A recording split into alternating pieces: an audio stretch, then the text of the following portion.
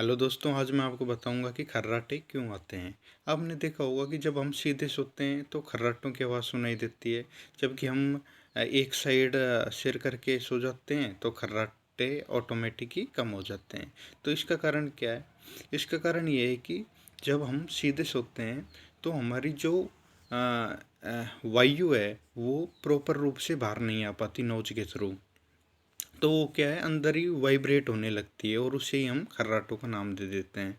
तो आपको ये इन्फॉर्मेशन कैसी लगी, कमेंट बॉक्स में ज़रूर बताएं।